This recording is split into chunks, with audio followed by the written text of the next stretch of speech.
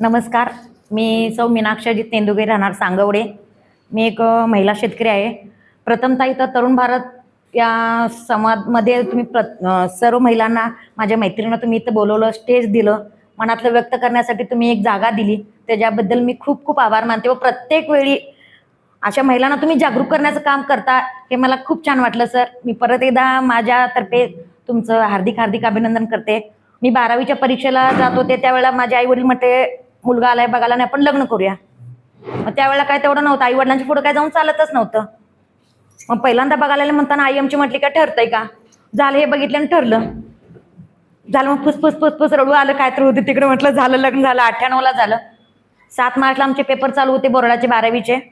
परत 7 मेला माझं लग्न झालं. आई वडिलांच्या पुढे जाऊन चालतच नाही. मुलग्याची तर 7वी झालेली, माझ्या नवऱ्याची 7वी झालेली. आता काय करायचं? आणि ह्या सगळ्या सांगितल्या, यांच्या जावा आहेत, सासवा आहेत. खरं मी सांगते की मला 2 सासवा एका नवऱ्या फ्री मिळालेल्या. माझी एक आजी सासू आणि माझ्या नवऱ्याची आई, म्हणजे 2 सासवा मला. आणि माझी आजी सासू 96 वर्ष जगल्या सर. हां, आज माझ्या सासूबाई आहेत. माझे एक म्हणजे माझे पती आणि माझे नंदुबाई दोघं जणच आहे. आणि आता मला 2 मुलं आहेत. आणि शेतीच्या व्यवसायावरती सर माझा लहान मुलगा 21व्या वर्षी वेटरनरी डॉक्टर झालेला आहे. आणि मोठा मुलगा 26 वर्षाचा आहे, तो इलेक्ट्रिशियन ITI केलेला आहे त्यानं. आणि 2 वर्षाचं त्यानं क्रॉप सायन्स सुद्धा केलेला आहे. कारण त्याच्यामध्ये त्याला आवड आली नाही म्हणून तो ITI इलेक्ट्रिशियन झाले. त्याचं तो म्हणजे ज्याला ते आवडलं त्यानं ते केलं. मग पारंपरिक पद्धतीनं आम्ही अगोदर कसं 3.5 एकराची शेती करायचो. 3.5 एकराची सरी सोडायची, 3.5 फुटाची. मग त्याच्यावर आंतरपीक काही नसायचंच. मग त्यावेळेला बोर असायचं, बोरचं पाणी व्यवस्थित पुरायचं नाही. मग ऊसाचं उत्पादन 40 टनामध्ये 35 टन, 32 टन. मग असं सर माझं 2 एकर शेत इकडच्या बाजूला, 2 एकर शेत माझं इथं रस्त्यालाच आहे सर. तिथं मी आता विहीर काढली. म्हणजे अगोदर माझं बोर होतं, मग बोर काढल्यानंतर आम्ही विहीर काढली. आणि नशिबानं सगळ्यांच्या आशीर्वादाने किंवा पुण्यानं, आजींच्या पुण्यानं माझ्या विहिरीला पाणी चांगलं लागलं. मग पाठीमागच्या आसपासच्या भोवतीच्या शेतांना तिथे इरिगेशनचं पाणी होतं. मग इरिगेशनचं पाणी कसं, पाटक्याला जर 500 रुपये मी दिलं तर तो आम्हाला 1-2 तास जादा देणार हो. मग ह्यांनी जर ह्या सरांनी जर 1000 रुपये दिले तर तुमचं पाणी बंद करणार आहे, ह्यांनाच देणार. मग तो लावलेला लावून तिथंच वाळणार. मग आमच्या लक्षात आलं की बाबा आमच्याच विहिरीला जर पाणी आलं तर आसपासच्या 4 जणांना आम्ही देईल, आमच्याबरोबर ते पण जगतील. जगाचा पोशिंदा म्हणून शेतकऱ्याला तर मी म्हटलेलं आहे. मग आमच्याबरोबर सगळे शेतकरी उद्यात म्हणताना सर आम्ही विहीर काढली. विहिरीला माझ्या पाणी लागलं. पहिल्या दिवशी सर 12 फुटाला पाणी लागलं आमच्या विहिरीला. आणि ऊस असताना तिथं म्हणजे एक पाणी दाखवणारा माणूस होता, त्यानं आत ऊसाच्या मध्ये जाऊन हितं मारायचं, म्हणजे आपण खोदायला चालू करायचं. मग माझे मिस्टर म्हटलं, हे ऊस गेल्याशिवाय काय करायचं नाही. म्हटलं जायचं, जिथं लक आहे ना तिथं लात मारायला, तिथं पाणी करण्यासारखी आमची शेतकऱ्याची जात आहे, तिथं आपण जायचं. बुधवारी नव्हे, माझं मंगळवारी रात्री सगळं रान जाऊन 78 टन मी ऊस काढला. त्यातनं 2 टोळी देऊन लगेच बुधवारी मशीन आलं, मशीन चालू केला. माझा वाढदिवसा दिवशी त्या दिवशी मार्गदर्शनमध्ये चालू झालं. 19 डिसेंबरला आम्ही चालू केलं. 2 दिवसात सर आम्ही 45 फूट विहीर काढली. विहिरीला सर पहिल्या दिवशी 12 फुटाला पाणी लागलं माझ्या. मग 43 फूट विहीर काढली आम्ही. झालं, बाद झालं. आणि 2-3 महिन्यानं आणि तोच बुरुम एक ट्रॉली आम्ही 300 रुपयाला दिली. आणि त्या बुरमाचा जो खर्च होता तो विहीर बांधण्यामध्ये आम्ही त्याचा वापर केला. आता पाणी लागलं, पाणी काय करायचं, 2 एकर शेत आहे. आम्ही सर काकडी करायचं ठरवलं. नवरा पण आमचा जरा शिकलेला कमी असल्यामुळे मी त्यांना काही कमी पडत नाही. कारण इतका भारी माझ्या अशा वांड स्वभावाला किंवा असं धारदार जाणाऱ्याला मला समजावून घेतला, त्याचा मला अभिमान वाटतो सर. इतका छान नवरा मी माझ्या कुठल्या पुण्यजन्म पाठीमागचं केलं की काय सांगाल ऐकणार. खरं लहान मुलासारखं त्यांना समजावून सांगायला लागतं, हे असं का करायचं, हे पटून. हा मग मी ना, तू म्हणतेस ना आपण तसं करूया, तसं ऐकणार. खरं ज्या वेळेला मनाला येईल त्याच वेळेला करणार. माणसं म्हणते साधा माणूस आहे की ज्याचं त्यालाच माहित. मग सर आम्ही काकडी केली. 27 गुंठ्यामध्ये सर मी काकडी केली, प्रभू जातीची काकडी केली सर. 13 गुंठ 27 गुंठ्यात आम्ही काकडी केली, मंचिंग केलं, तारकाठी केली. काहीही अनुभव नव्हता. पहिल्या दिवशी सर काकडी निघली आमची 600 किलो. पहिल्या दिवशी सर पट्टी आली आमची 15 रुपयानं काकडीला दर लागला. 4 वाजता तरी मला जेवण केलं. 1 किलोला 15 रुपये, भारी वाटलं. 600 किलो तर झाले 9,000, 15 9,000 झाले. 1,000 रुपये खर्च केला तरी 8,000 रुपये राहिले. तू मला दे, हे ना दे. आणि त्याच्याबरोबर 4-5 जणांना पण काकडी दिली हो, आवडली काकडी सर. दुसऱ्या दिवशी काकडीचा 4 रुपये रेट झाला. मी म्हटलं कधी नाही ते मुसलमान व्हायला आणि रोजाचा महिना यायला. मग शेतकरी कसला तो डगमगणार कसा, पाय घातले म्हटलं डोकं पण घालायलाच लागणार. सर काकडी कशी पण करून काढली. मला जवळजवळ मंचिंग, ठिबक सिंचन, परत ते माणसं एक आम्ही नवरा बायको राबायचो, असं डुकरासारखं राबणार सर. आमची शेती आहे, मजूर गुण आम्हाला का चालला नव्हतं. ह्या ताई सांगितलं तसं आम्ही आमचं स्वतःच राबलो. कारण मी सकाळी जनावरांचा उरपत 2 बायकांना काकडी तू तोडून टाक, माझं मी धुणार, माझं मी पॅकिंग करणार, बांधणार, 25-25 किलोच्या बॅगा उचलून वजन करताना ते पोटात दुखायला माझ्या लक्षातच आलं नाही. 9,000चं बंडल आलं, ते पोटात दुखायचं थांबलं. म्हटलं आई आहे, ही बँक आहे, रिझर्व्ह बँकेच्या पेक्षा वरची बँक आहे. एक जर तुम्ही तिथं बी दाणा घातला तर ती जवळजवळ 2 ते 3 किलो देण्यासारखी ती बँक आहे. अशी ही बँक आई आहे माझी. म्हटलं काळी मातीतून सोनं काढायची आमच्या अंगात हिंमत आहे. आणि त्याच्या जोडीला मला कृषी विभाग, कृषी सहाय्यक, रेडिओ चॅनल, तुमचं वर्तमानपत्र असू दे, इतकी सगळी माणसं आली आणि मला माणसं जोडायची कला आहे.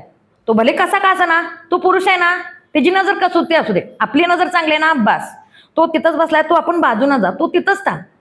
त्या माणसाला वाटायला पाहिजे ह्या बाईने मला का बोलली नाही, आपलं काय तर चुकले म्हणता हिनं बोलली नाही. हा मी माझा धरला, टेका धरला, मी पुढे गेले सर. मग नंतर काकडी काढली आम्ही. काकडी काढल्यानंतर सर 3 पिकं ते आपण तारकाठीवर घेऊ शकतो. एकदा मंचिंग घातलं ना, त्या तारकाठी घेतली. परत मी दोडका केला. दोडका एक घातला, 2 आळीला आली नाहीत, तिसऱ्याला आलं, त्याला गोगलगाय खाली थंडीमध्ये आलं. परत त्याला आम्ही औषध उपचार केले, स्नेल किल म्हणून ते गोगलगाय ते भाताच्या कोंड्यातून घालून त्याबरोबर आळीला घातलं, तरी पण आलं. त्याच्यावर तो पाऊस पडला, ते पावसानं सगळं आणि परत गेलं. आहे तर असू दे म्हटलं, आपल्याबरोबर जीव जगणे दो म्हटलं, ते पण खानाचे खाऊ देत. खरं त्यावेळेला दोडका सर माझ्यात येऊन साधे असे बागवान असतात ते 60 रुपये 70 रुपयाने किलो घेऊन गेलात. म्हटलं ह्यातला फायदा त्यात आला, जाऊ दे. मग परत काय करायचं म्हटलं, परत ते तारकाठी काढायची नाही म्हटलं, आता म्हटलं परत काकडी त्याच्यावरच करायची. खरं त्यावेळेला सर मी काकडी केली. पहिल्या दिवसापासून 27 ते 25 रुपये माझ्या काकडीला संपूपत्र दर लागलेला. आणि नंतर कसं 1.5 महिन्याचं उत्पादन असते, 45 दिवसानंतर काकडी चालू होत्या. आम्ही इचलकरंजीला पाठवलं, कोल्हापूरला पाठवलं, वडगाव मार्केटला पाठवलं. जवळजवळ सर मला ती तारकाठीन मल्चिंग असल्यामुळं मला 57,000 रुपये खर्च आला. माणूस, लागवड, ड्रीपमधून देणारी लागवड, आणि त्या 57,000 खर्च जाऊन सर मला 2,46,000 रुपये 2 महिन्यात उत्पादन निघलं माझं काकडीचं. मला खूप छान वाटलं. मग तोच पैसा मी काय केला आणि परत विहीर फोडायची ठरवलं. मग ते पारा मारून घेतल्या. सर आता मी जवळजवळ 8 ते 9 एकर शेतीला मी पाणी देतो प्रत्येक शेतकऱ्यांना. मग ती लोक म्हणतात, वहिनी आणि दादा तुमच्यामुळे आमच्या रानाला पाणी आले, एक पोत आमचं उत्पादन येत होतं तिथं 4 पोती आले. अरे म्हटलं तुमचा नाही, म्हटलं ते देवानं बुद्धी घातली म्हणताना आम्ही आलो इथंपर्यंत. मग तसंच झालं. कृषी विभागाचा इतका साथ आहे मला. मग त्याच्यामुळे माझा लहान मुलगा व्हेटरनरी डॉक्टर झाला. आणि अगोदर आमचे जनावर होतीच घरातच, सोडा सासूबाई सासरे आमचे करायचे. मग सासऱ्यांना सर माझ्या शॉक लागून सासरे माझे 2006ला वारले. माझा नवरा 7ला उठणार, सासरे बाबा आहे म्हटलं उठायचं कशाला, उठकी उठकी म्हणून आमचे सासरे ओरडायचे, उठायचे नाही. मग ज्यावेळेला आमचे सासरे वारले त्यावेळेला अंगावर जबाबदारी पडली. म्हटलं हे आता 10 लिटर नाही तर 12 लिटर दूध काढून काही उपयोग नाही आहे. दूध डेअरीमध्ये म्हणा प्रशिक्षण असणार आपले रुद्रिक डॉक्टर आहेत, आपले जे सरकार दवाखान्यामध्ये, ते खूप छान सगळी माहिती इतकी, म्हणजे मला सगळेजण सहकार्य करणारी इतकी छान भेटलीत. तुमच्यासारखे मान्यवर भेटले, गावातले सगळे भेटले, दूध डेअरीवाले सगळे भेटले. मग त्यांना मी संपर्कात आले त्यांच्या. आणि आम्ही सर लाटला गाय एक आम्ही घेतली, 25,000 रुपयाला गाय घेतली. ती पण गाय मोठी आहे. माझा असा उभारला तर माझा असा हात त्या गाईला पोचत नव्हता धुताना. मग माझे मिस्टर म्हटले ही गाय मी ना आपण घ्यायला आलोय, त्याचं नाही दूध जमलं तर. हो म्हटलं आपण स्वतः केल्याशिवाय काही समजणार नाही. तुम्ही सांगितला किंवा दुसऱ्याला सांगितलं त्यात काही नाही, आपण स्वतः केलं तर केलं ना काय होईल ते होईल. सर ती 25,000ला गाय म्हणताना तो मालक 60,000ला म्हटला. एवढे पैसे कुठले आणायचे, नाही म्हटलं. मग आपल्याकडे त्यावेळेला पैशाची उलाढाल कमीच की, 2005 साला तेवढी उलाढाल कुठली. मग एक माझे असे शेजारचे होते, ते म्हटले माझी एक पावती तर ते बँकेत आहे, तू घेऊन ये. त्या माणसा म्हणजे गावात नसा तो वांड माणूस करते ना, मला मदत केली. माझं पैसे तू ने सही कर, तुला कधी द्यायचं ते दे, तुला आवडलं ना तू आण. मग त्या मी व्यापाराचा नंबर आणलेला. म्हटलं माझं नावावर काय तर सांगू दे तिकडे, करते कोण तर न्यायला कारण त्यांना सांगा आम्ही नेणार आहे गाय, असं मी त्या माणसाचा नंबर घेऊन आलो, त्याला सांगितलेलं. आणि देवदेवन सर त्या गाईला कालवडच झाली. कालवड झाल्यावर दर आणि वाढतोयच गाईंचा. मासू तिकडे म्हटलं सर 60 वरनं काय तर करून कणी तो माणूस परत मागा आला. मी 2-3दा त्याला कॉल केल्यावर त्यानं 45,000ला नाही 48,000 गाय दिली. आणि मला घरात सांगितलं तू सांगितलं म्हणताना 60,000 पैसे कमी घेतला नाही बघ म्हटले, घरात खोटं बोल, जाऊ दे म्हटलं. सर त्याला आल्यानंतर रक्ताचं प्रमाण कमी झालं, हिमोग्लोबिन कमी झालं, 7 पॉईंट रक्त आलं. जनावरांना 14 ते 15% अंगात रक्त लागते. तू आणल्यास ना वाकव तुझं, हे वाक्य नवऱ्याचं. थर्मामीटर आणला, रक्त तपासलं, त्याला शार्कोपिराल म्हणून रक्तवाढीचं औषधं घातलं. सर त्याला काय पण केलं.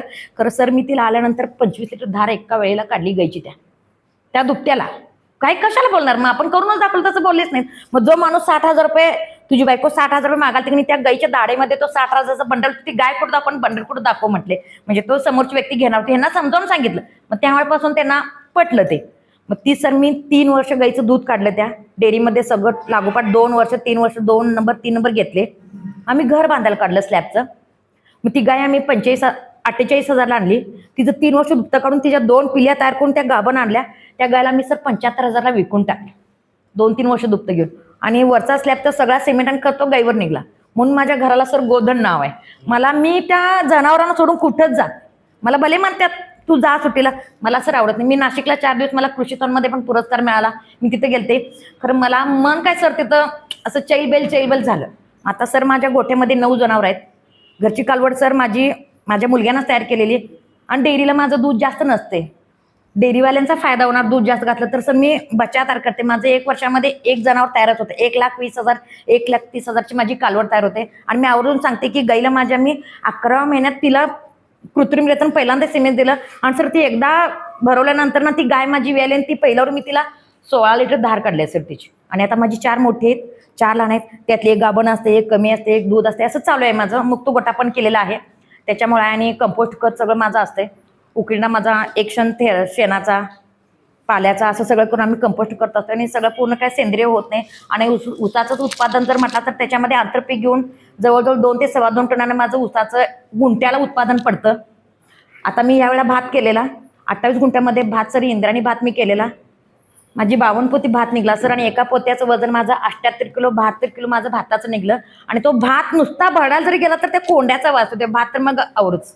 तूप आणि भात खायला तुम्ही सगळीजण आवर्जून माझ्या घरात या. खूप छान. तुम्हाला फक्त तूप भातच खायला, कोण जर डाएटवर असलं तर त्याने शक्यतो घरात सांगून यायचं. शुगर वाढली मला माहित नाही, इतका भात छान लागतो आमचा. कधीही आवर्जून. आणि माझ्या भाताची मागणी सर आता 70 रुपयानं मागतात. भात मी 45 रुपयाने दिला, आणि जरा बिगर पॉलिश असते त्याच्यामुळे तो तांबूस भात असतो, त्याच्यामुळे त्याची खूप मागणी आहे. आणि माझी अशी काहीतरी सारखी उलाढाल असते. आणि कृषीप्रधान देश म्हणतंय, सगळी शेतकरीच शेतामध्ये असतात. मी शेतकरी काय करतात, बायकासनी काय समजतंय म्हणताना जी म्हणणार आहे की नाही त्याचे जोडून आणून त्याच माणसांचं मी कृषी गट बनवलं, आणि त्याच्यामध्ये मी एकटीच सदस्य आणि अध्यक्ष आहे त्या गटाची. काय म्हणाल ते ऐकायचं त्याने. कृषी विभागाच्या इतक्या योजना, त्यात जर गट असला तर गटालाच प्राधान्य मिळते, हे त्यांना समजावून सांगितलं. आता AI ॲप कृषी विभागाची पण आहे, त्याची किती माहिती छान आहे, ती प्रत्येकाला समजावून सांगितली. दुकानदाराकडे जायचं नाही, बाजारभाव कमी आहे. एकानं जर काकडी केली तर सगळीजणच काकडी करतात. येणारा माल तिथं जर जास्त बाजारमध्ये वाढला तर आपल्याला उत्पादन मिळणार नाही. मग ज्यांनी काय केलं नाही ते आपण करायचं. त्याच्यामध्ये सुद्धा ते AI ॲपमध्ये सुद्धा ती माहिती असते, बाजारभावाची माहिती असते, ऊसाचं परत कशाचं. तुम्ही काही समजा त्या माणसाला जर शेतकऱ्याला वाचता येत नसलं तर त्याच्यामध्ये ऐका हा सुद्धा ऑप्शन आहे सर, तो ऐकू शकतोय. आता दुकानदारकडे गेलं तर तो 50 मिली जर आपल्याकडे औषध फवारणी पाहिजे तर तो 200 मिली देणार. त्या AI ॲपमध्ये ती सुद्धा माहिती येते. आता समजा आमचा शाळू आता 4 दिवसात कापायला आलाय, आता मी शाळूला पाणी देऊ का, माझी एवढ्या तारखेला माझी लावण शाळूची पेरणी केली आहे ते सांगते. आता जर दिला असाल तर त्याला हानी होईल, शाळू काळा पडेल. इथपर्यंत ते टेक्नॉलॉजी आहे सर. AI ॲपला इतकी छान माहिती आहे. फक्त शेती संदर्भात नाही, पशुपालन आहे, सगळं आहे. परत हवामान सांगते, योजना PM किसानची योजना आहेत, लाडकी बहिणीची योजना आहेत, कशाच्या तुम्हाला महाडीपीटी पोल्ट्रीवर ट्रॅक्टर अवजारे चाप करत सगळ्या त्याच्या अवजार आहेत. इतका ॲडव्हान्स झाले तर शेतकऱ्यांनी त्याचा खूप लाभ घ्यावा. आमच्याबरोबर तुम्ही पुरुषांना सुद्धा तिथं घेऊन या का. आमच्या बायका जातात म्हटलं आम्ही पण का जाऊ नये, त्यांना अभिमान वाटायला पाहिजे या गोष्टीचा. शेतकऱ्यांचा सुद्धा तिथे यामध्ये सहभाग व्हावा मला असं वाटते. आणि सर तुम्हाला सांगतो मी, आम्ही खपली गहू करतोय. आपला शेतगहू असला तर तो 30 रुपये ते 35 रुपये जातोय दर. सर मी खपली गहू केलेला माझा सर. खपली गहू जागेवरून 110 रुपयाने किलो खपली गहू जातो. म्हणजे त्याला मान्यता आहे. शेतकऱ्यांना कसं ज्याला जास्त उत्पादन आहे, खरोखर ते स्वादिष्ट आणि पौष्टिक आहे, त्याच्याकडे तुम्ही जावं असं माझं म्हणणं आहे. प्रत्येकाने वेगवेगळं आंतरपीक घ्यावं त्याच्यामध्ये. आणि मी फक्त सर 6 सऱ्यात फक्त त्या ऊसामध्ये माझ्या 726 केडी सोयाबीन केलेलं सर. 11 सऱ्यामध्ये माझं सर 6 क्विंटल 70 किलो उत्पादन निघलं. 4 क्विंटल माझ्या शेंगा निघल्या, आणि 1 सरी उडदाचे आणि 1 सरी मुगाचे. त्याच्यासाठी मेघना केळकर आयुक्त आहेत त्या पुण्याच्या, त्या माझ्या तिथं बघायला आलेल्या. मी सर 40 किलो उडीद आणि 46 किलो मूग काढलाय फक्त माझ्या घरापुरतं. आणि पाठीमागच्याच बाजूला माझी 4 झाडं आहेत विहिरीच्या भोवतीन, तिथे 10-15 माझी केळीची झाडं आहेत, देशी केळी आहेत. एक केळ कोण खाऊ शकणार नाही एवढीच केळी आहेत, इतकी गोड केळी आहे देशी केळी. आणि खूप छान सगळं इतकं छान आहे शेतकऱ्यांना की तुम्ही शेतकऱ्यांना कुठंतरी पुढे न्यायचा तुम्ही प्रयत्न करायला, याचा मला अभिमान वाटतोय. आणि मी तुम्हाला सांगू शकतो, मगाशी तुम्ही म्हटलं असं अर्थसंकल्प. आता युनियन देशाने महिलांसाठी यावर्षी शेतकऱ्यांसाठी आंतरराष्ट्रीय महिला दिन तुम्ही सादर केलं, पण या अर्थसंकल्पात त्यांच्याकडे दुर्लक्ष केलेलं आहे. शेतकरी महिलांना सक्षमीकरणासाठी केंद्रीय अर्थसंकल्पात याचा कुठेच उद्देश केलेला नाहीये, तुम्ही उल्लेख केलेलाच नाहीये. शेतकरी महिलांसाठी कुठल्या सुविधा किंवा नाविन्यपूर्ण मी योजना केलेलं नाहीये. म्हणजे तुम्ही वर तर नेताच आणि खाली पाय तोडवताच, असं नाही तुम्ही करायचं. करा तुम्ही. शेतकऱ्यांना जगाचा पोशिंदा म्हणता, खरं ह्याचा कुठं उल्लेख आहे? तुम्ही सर साधी जीएसटी पीव्हीसी पाईप 2 इंची किंवा 2.5 इंची आणला तर त्याच्याकडून तुम्ही जीएसटी पाईप देता. शेतकरी का तो पाईप फोडून खाणार आहे काय? बरं त्यांना नाहीच जर राबलं तर तुम्ही काय खाणार आहे सर? म्हणून सांगते शेतकऱ्यांना तुम्ही असं तुच्छ लेखू नका. आज कालचीच गोष्ट बोलू नये, खरं माझ्या मनात आली बोलतो मी. दरवर्षी काय तर कर्ज करून तो एप्रिलला किंवा मार्चला पीक कर्ज भरत असतोय. तू कुठली तरी उलाढाल करून जानेवारीपासून फेब्रुवारीपर्यंतची उलाढाल करून तुझ्याकडे घ्यायचं, ह्याला भरायचं. बरं माझं परत रिटर्न आलं तर तुला सोसायटी काढून तुला देतो.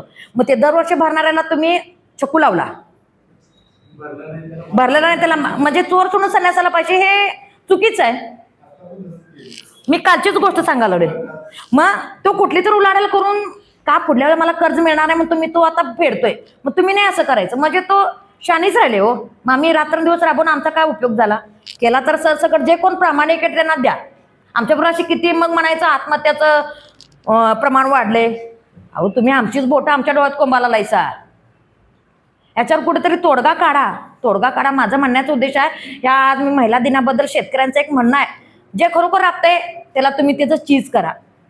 प्रत्येक जर तुम्ही न भरणाऱ्याला तुम्ही प्रोत्साहन 2 लाख मानतो आणि तो उड्याच मारणार हो, याचा काही उपयोग नाही. हे मला म्हणजे एवढंच सांगू शकतो की प्रत्येक महिलांच्याकडे किंवा शेतकऱ्यांच्याकडे तुम्ही खरोखर जाणून बुजून त्याच्याकडे लक्ष द्या. त्याच्या काय योजना आहेत, त्याच्या काय अटी आहेत, त्याच्या काय अडचणी आहेत, याच्याकडे तुम्ही बघा.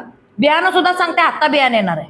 कधी आम्ही आता आज केला, जुलैला आणि ऑगस्टला बियाणं येते. पेरणी का होत्या जूनला, तेव्हा घेऊन काय त्या शेंगा फोडून खायच्या? हा, असं नाही आहे. म्हणून म्हणतो मी प्रत्येक शेतकऱ्यांना तुम्ही जागरूक करा. शेतकरी हा जगाचा पोशिंदा आहे, त्याच्या मानावर तुम्ही तशी सुरी लावू नका. शेतकरी जर थांबला, आता सगळं ज्या वेळेला कोरोनाला त्यावेळेला शेतकरी थांबला नव्हता. नाकाला मास्क बांधून तो उन्हात तानात जाऊन आला, सगळ्यांना तुम्हाला जगवला. तुम्ही शेतकऱ्यांच्याकडे लक्ष द्या, हे माझं एवढंच म्हणणं आहे आणि मी थांबते. थँक्यू. परत एकदा मी मानते आणि मी 2च ओळी मागते महिला दिनाबद्दल. कोमल है कमजोर नहीं, शक्ति का रूप ही नारी है, जग को जीवन देने वाली मौत भी तुमसे हारी. थँक्यू.